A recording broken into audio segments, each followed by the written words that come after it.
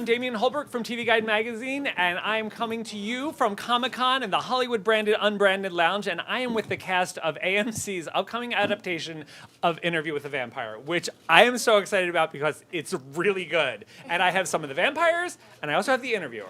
So first, I'm going to talk to Eric first. Your character, this is not a reboot. This isn't a reimagining. This is almost a continuation of it. How aware of the property were you? Oh, well, I mean, I read the book when it came out in the 70s, and I loved it. I read it cover to cover, I think, in 2 nights, and big fan of vampires. And, you know, when they called me for it, it was like I had just been thinking the day before, I want to be in a vampire thing. And then the phone call came the next day. So, yeah. All right, and now we've got our vampires. Jacob, I got to tell you, there's something languid about your Louis. There's like, it's almost like he's almost just waking up.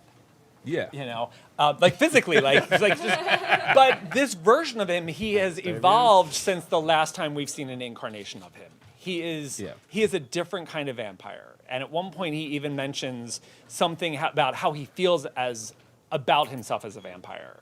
What kind of leeway were you given to work with this character that is already so embedded in the literature?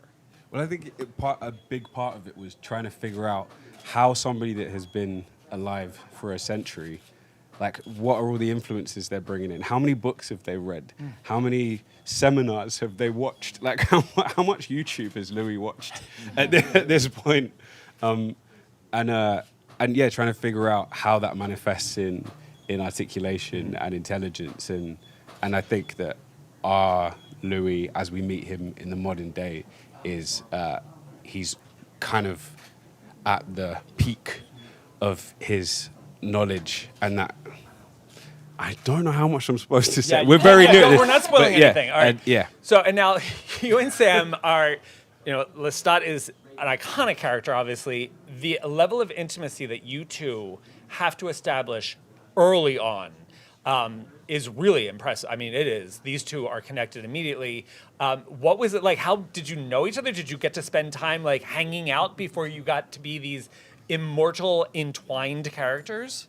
What did we do? We had like one FaceTime call. Yeah, we had a FaceTime call, and then we were texting. We texted a lot. Okay. So we got to know each other via text. Yeah. Right.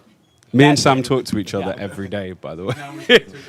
Of course, yes. Couldn't cut and the in cord. various forms, and I gotta tell you, like, I'm loving the queer leaning. Like, it's not even a leaning. Like, they absolutely embrace that, like, these guys are lovers. And now, Bailey, you come in as Claudia. What is her take on these two men? It's really complicated because Lestat turns Claudia into a vampire, but then Louis was the one that brought her to Lestat saying, please turn her. And what's interesting is each episode, you don't really know. It's like, who's the villain, who's not, who's the good guy, because it changes, because our dynamic is so complex. It changes in every episode, and you're really on the edge of your seat while you're watching it. And it is, you're right, like, even in the first 2 episodes, there's a point where you're like, oh, do I feel bad for this person who's a killer? Yeah. We have real emotions that are really human-like, even though we drink blood all the time. Right. Well, and you come back into this world. This is like bizarre reunion that we get, and you guys have these incredible moments of like reconnection and revisiting a story that has been told. But we get so much more out of what your character has been through since we last saw him. Yeah, it's a lot because the guy is in my own world. As a writer, I'm very ambitious, and I've had my highs, and now I'm actually down in a sort of a low point, and this is a story that I want. And so I have an appetite too. But I'm scared. I mean, being around this guy, he could eat me at any moment. And that is, so there's like my ambition versus the fear, that stuff goes back and forth. And then our ancient history, which gets re-talked about constantly in the thing. And also, like, Louis knows all of this stuff and kind of uses it, and they have kind of this game with each other where it's like, they're very familiar, but also Well, that's what I was wondering early on. I'm like, how has he been keeping tabs on this guy ever since San Francisco? I'd say so. Yeah. So, and obviously, you guys do need to live on blood. Have they, in this universe, like, would they rebrand blood? Have vampires figured out a way to like make blood like a commodity? Like, what would your brand of blood be? You can't sell blood because it has to be straight from the source. So it has to be very fresh. So you'd have to be selling the victims. And I suppose, we'd be selling bad guys because, Okay. So Yeah. not like farmer to What? table, but like. Oh, that Yeah, comes you- in the. That's that in the. might be a that might be a spoiler. Yeah.